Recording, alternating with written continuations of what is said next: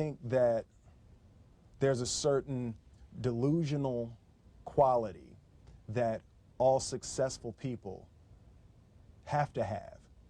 You have to believe that something different than what has happened for the last 50 million years of history. You have to believe that something different can happen. Yeah, it's almost a kind of innocence. Absolutely.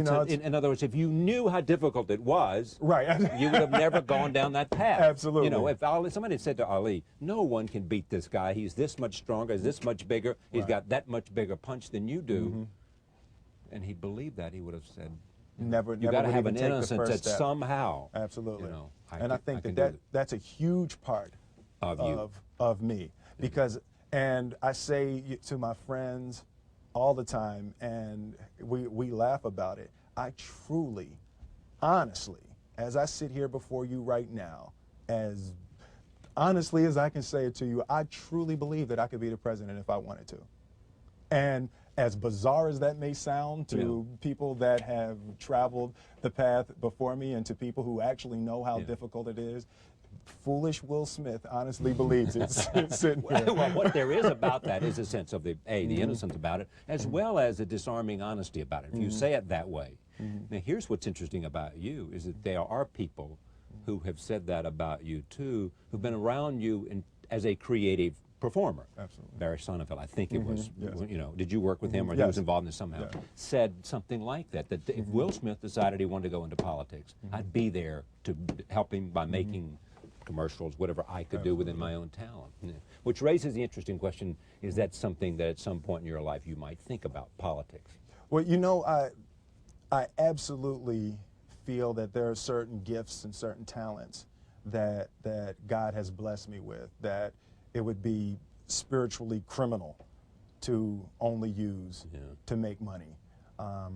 My travels in Africa and spending time with Muhammad Ali and spending time with Nelson Mandela, there are certainly issues that are important to me, and things that I've been blessed with the vehicle to be able to change, to be able to, as sappy as it may sound, make the world a better place, however minute the change. And that's something that is important to me, but I don't believe that politics is the best use of your energy and time right absolutely. now. But the interesting thing, too, is that there is this concept, and you see it with lots of different people, you know, even with people who are evil. Some will say, he had so much talent. If that talent could have been redirected to something good. It is the idea, if you are given and you work hard, because there's nothing more apparent about Will Smith than how diligent and hard he works at being who you are. I mean, you appreciate the notion, it looks like to me from what I know about you,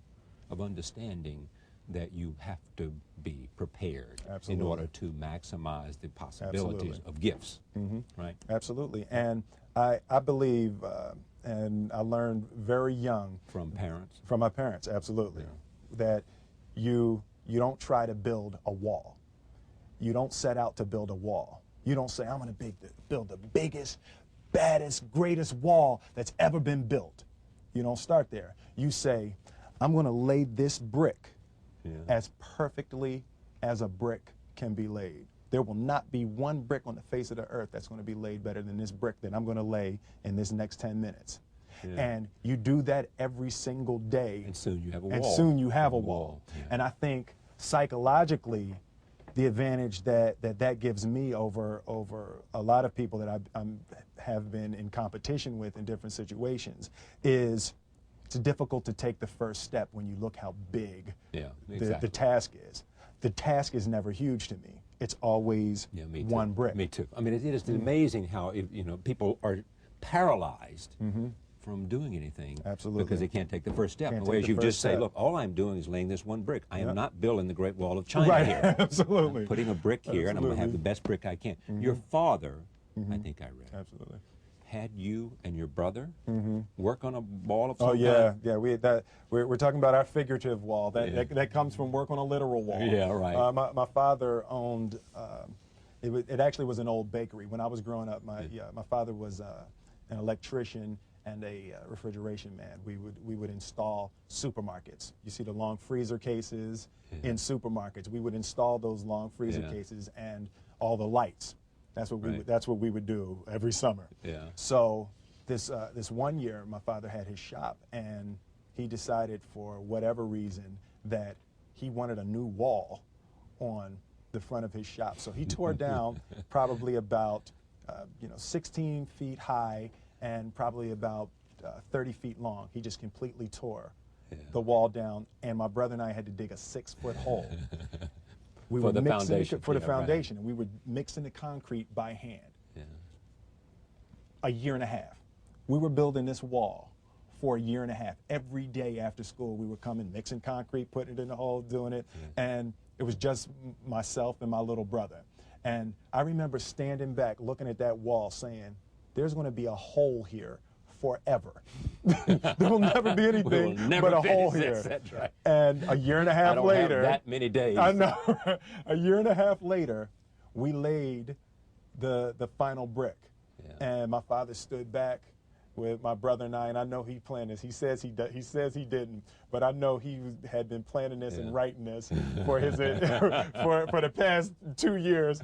But we stood back, we looked at the wall, and he looked at me and my brother and said, "Now, don't y'all never tell me that you can't do something." And walked into the shop. That's great. I was like, now here's what's interesting. You said what? You said I said, "That man's crazy. Something wrong with him, Harold. We need to get out of here." Exactly. What is he doing to my head? Man, did he start drinking? Is he drinking? But what's great about that story and what's great about your dad is that you seem to have come from a happy family. Absolutely. Well, fairly. Reasonably. Reasonably. Yeah. He's a little crazy. He had this thing about walls. Yeah, he's a little, Yeah. it was, but generally, there was no generally, great, yeah. you didn't have the kind of conflict that Ali had. oh, definitely not You know, like Ali. that kind of, and yet you have the amazing amount of drive. I mean, there's a sense of mission with you, sense of commitment, sense of prepared to do what it requires, right? Absolutely. I mean, So you didn't come from a struggling artist background to become well, you know what? an accomplished professional. I think both of my parents and my grandparents were achievers. You know, my mother worked for the school board of Philadelphia, so growing up, we couldn't say y'all. You know, it's like we run out. My kids do not say y'all. Yeah, right. You know, we would run out of the house and scream to our friends, "Yo, what y'all about to do?" My mother's up. That's it. Back in this house. Back in this house. And we'd be sitting upstairs crying, and my grandmother would come in and say, "Baby, you know a y'all is a boat." Yeah. Like, but There's you know, a difference. There's absolutely. Yeah. So, you know, there were very specific rules, and there was a constant desire to be better. Yeah. You know, we didn't grow up with the sense that where we were was where we were going to be.